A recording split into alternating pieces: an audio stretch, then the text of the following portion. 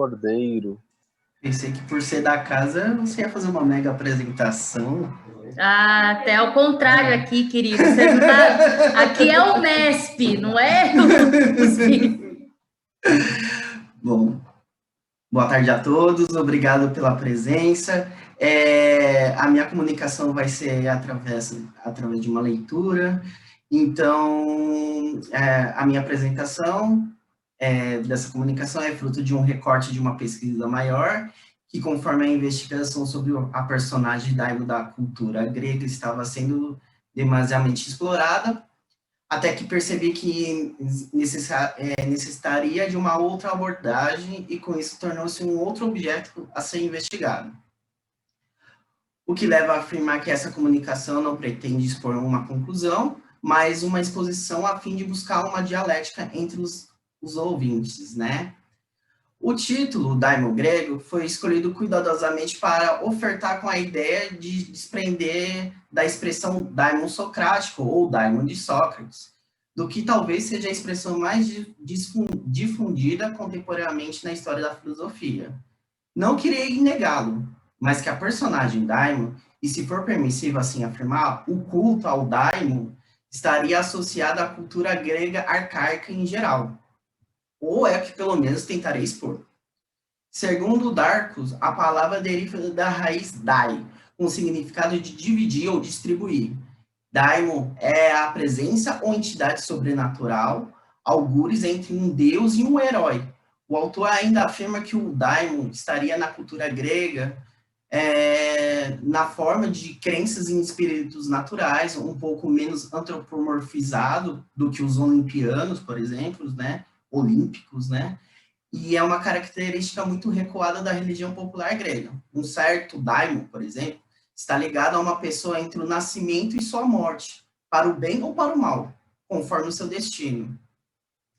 A figura da personagem daimon está presente na literatura filosófica, podendo ser encontrada nas mais diversas obras. Por exemplo, no fragmento 119 de Heráclito, nas Memoráveis de Xenofonte no livro 1, referência 1.4, em Cícero, De Natura Deorum, de 3 a 17, no Pseudo Ignus, prefácio, e Marco Aurélio, livro 2, número 17, e livro 3, número 16. E, claro, Platão, em Apologia 21b, 33c, Criton 44a e Fédon 60c.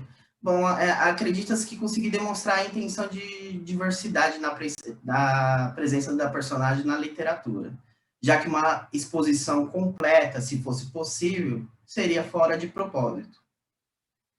Falar de originalidade grega para o culto do daimon torna-se um trabalho arqueológico, digamos, complicado, pois quando confrontamos as fontes gregas, haveria uma percepção de outras culturas, sendo elas micênicas, egípcias, xamanistas e, sobretudo, semítica. O filósofo Filon de Alexandria irá identificar sua origem como os anjos da tradição judaica, nas obras dos Sonhos, em 141 e 42, e sobre os gigantes, em 6-9. Talvez o que tenhamos com o culto grego ao daimon seria uma espécie de rizoma, um termo epifanesco do filósofo e professor fundador do curso de licenciatura da Universidade Metodista de São Paulo. A metáfora do rizoma consiste em que estamos apenas vendo o objeto de pesquisa, no caso, o culto do daimon na Grécia Antiga. E ao escavar, encontramos um complexo de canais interligados uns aos outros, igual uma forma de rizoma na biologia, onde que cada canal representaria a contribuição dessa cultura, na formação desse único objeto. Porém, de alguma forma, todos conectados. Aí eu faço uma divisão histórica na literatura de 3 autores, Hesíodo, Empédocles e Platão, que vão ser apresentados. Em Hesíodo, segundo Plutarco, ele foi o primeiro a difundir melhor o personagem, daimon, expondo como um ser transitório entre o deus e o herói. Mas Hesíodo, daí, num trecho da obra de Plutarco, ele cita, mas Hesíodo foi o primeiro que se saiu melhor, o mais distintamente, e estabeleceu 4 naturezas razoáveis, os deuses, os daimons, os heróis e os homens, pois os semideuses são contados entre os heróis. Outros dizem que há uma transmutação tanto dos corpos quanto das almas. E aí ele se prolonga explicando mais a natureza do daimon, mas não dá tempo, que é um texto bem extenso. Então, vou pular.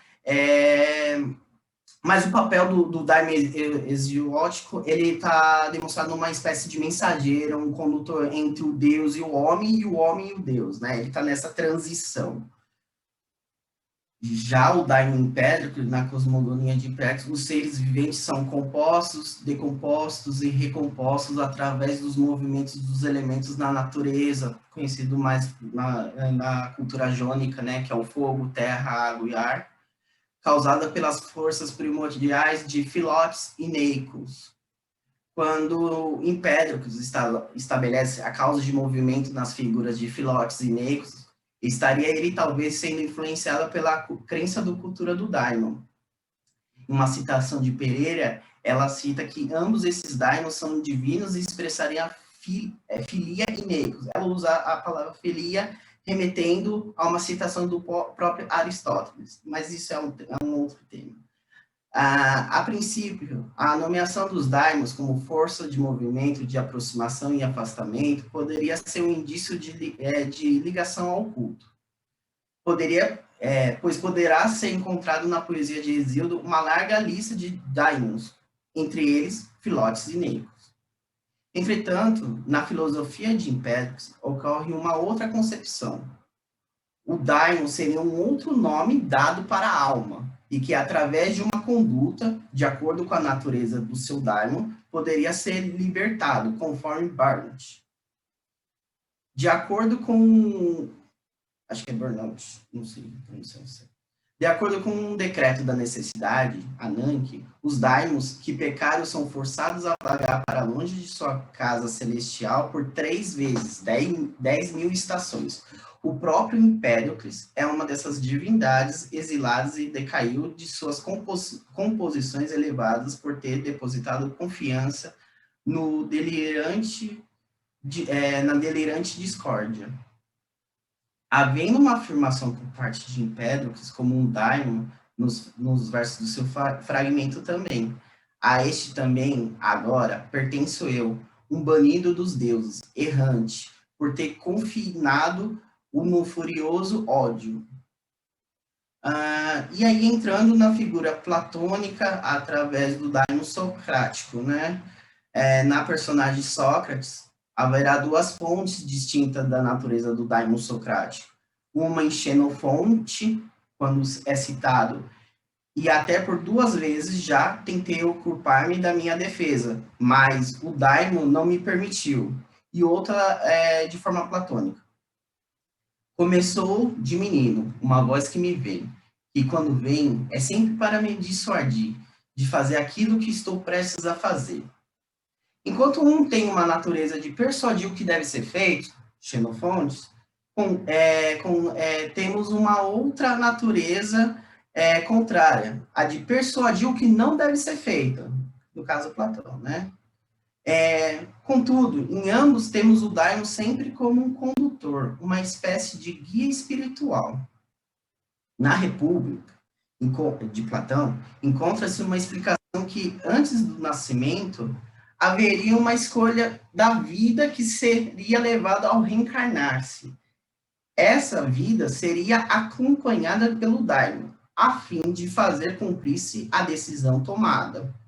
A passagem será encontrada no livro 10, na referência 620. Eu não vou ler, porque senão não vai dar tempo de apresentar tudo. Mas em outro diálogo platônico que estabelece uma explicação mais aprofundada da figura do daimon, no banquete. Após todos discursarem sobre o que é o amor, a sacerdotisa Diotima revelará a natureza de Eros.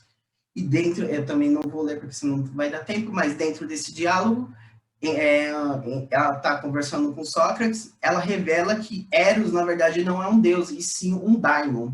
E aí ela discursa sobre a natureza do daimon Eros, né? E ao defrontar com a natureza do daimon Eros, poderia teorizar através do pensamento da filósofa Aki, que Sócrates, ao interagir com um daimon, estaria interagindo com o próprio deus, no caso, daimon Eros, desculpa. Aí a citação da filósofa Aki. Eros é filho de Poros e de Pena, riqueza e penúria, mas é graças à sua mãe e não ao seu pai que Eros possui sua mais importante característica, a carência, reforçando a importância da herança maternal no mito de sua origem. Por outro lado, é notável que a iniciativa da concepção seja tomada pela mãe de Eros, enquanto Poros está dormindo. O papel ativo da mãe é a transmissão da linguagem matrilineal.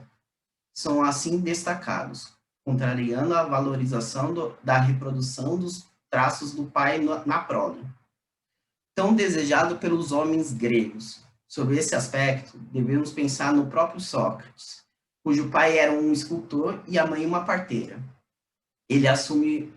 Sócrates, no caso, assume o papel da mãe, ao se designar como parteiro das almas, dando à filosofia o status de um parto. O modelo de Sócrates é a mãe, pois ele nunca comparou a filosofia a um trabalho de escultor. Poderá deduzir por um princípio de verossimilhança que Sócrates, de acordo com Platão, seria também um outro daimon, na medida em que ele torna-se consciente da sua existência. O mito do daimon, se formos levar em consideração que esse movimento de que ele seria a alma, estaria sustentado através de um processo evolutivo, em que todos os seres viventes, tornando-se cientes do seu estado temporário e seguindo conforme sua natureza, poderia romper o processo transmigratório da alma, o processo de reminiscência, no caso, o que tornaria, se as indicações da pesquisa estiver correto, um problema ético, pois nem todos os daimons teriam sua origem fundamentada no supremo bem. É o que indicará Plutarco. Não é apenas Empédocles que afirmará que existe maus daimons, mas até mesmo Platão, Xenócrates e Crisípio. Sim, e Demócrito, quando ele orava, ele podia encontrar bons espíritos, o que mostra ele que pensava que havia maus e bons daimons. É possível que as questões éticas já foram alvo de crítica dos epicureus, mas numa passagem, mas quando ao que ouvi, os epicureus alegaram contra os daimons, que Empédocles traz, como é impossível que eles possam ser felizes e ter uma vida longa, se forem afetados de forma perversa e cruel. Porque o vício em sua própria natureza é cego e natural, se precipita em travessuras como destruir a vida. Isso, devo lhe dizer, é vão e ocioso. O que se ressalta é que haveria uma diversidade de daimônios, denominados por almas, atribuindo cada qual a uma natureza e sendo eles responsáveis pelo movimento dos corpos. Cada ser é uma potência do processo evolutivo do mito do daimon, conforme sua obediência e sua ciência no estado como ser vivente. O que talvez poderá ser deduzido através dessa leitura é que tanto Hesíodo como Empédocles e Sócrates particionam do mesmo princípio. Assim como na estrutura cósmica empedocliana, os corpos platônicos, ou as raízes empedoclianas, necessitam de outros princípios para movimento. A alma, ou para o Empédocles, são os filósofos inéditos, ou para Hesíodo, caos e eros. E aqui eu concluo, na verdade, minha leitura. Fiz bastante corrido para poder demonstrar os elementos principais. Como eu disse lá no começo, ela não é uma pesquisa, na verdade, que está conclusiva, mas é um recorte em si de uma outra que eu estou aprofundando. E a proposta básica assim, da pesquisa é que a figura do daimon ela transcorre a cultura grega e que se você tentar fazer um retorno, você consegue identificar elementos que conversam com várias culturas. Então, na verdade, o daimon seria heranças que a cultura jônica, que o grego arcaico adotou. e que, claro, não é a principal, não é o principal culto naquele momento, e que ele tem como base os princípios éticos, né? Quando você vai atrás dos elementos que vincula ao culto do daimon, você vê posturas éticas que é de acordo com a natureza do ser humano, e por isso esse de acordo com a natureza do próprio daimon. Diferente dos outros cultos, que, por exemplo, você tinha sacrifícios, né? Então, para você fazer essa conexão entre o homem, aí remetendo a Hesíodo, o homem e o Deus, você haveria que fazer um sacrifício, seja de carne, seja de dinheiro, seja do próprio vinho, dependendo do Deus, e aqui não há participação disso. Então, na verdade, você consegue emancipar o homem dos templos, né? E aí você vê o perigo que não só religioso, mas econômico, que poderia ter afetado esse culto daimônico e que talvez esteja, na verdade, pano de fundo para vários membros desse culto. A exemplo, o próprio Sócrates, quando ele é julgado.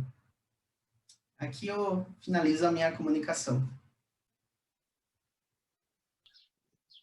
Obrigado, Rafael.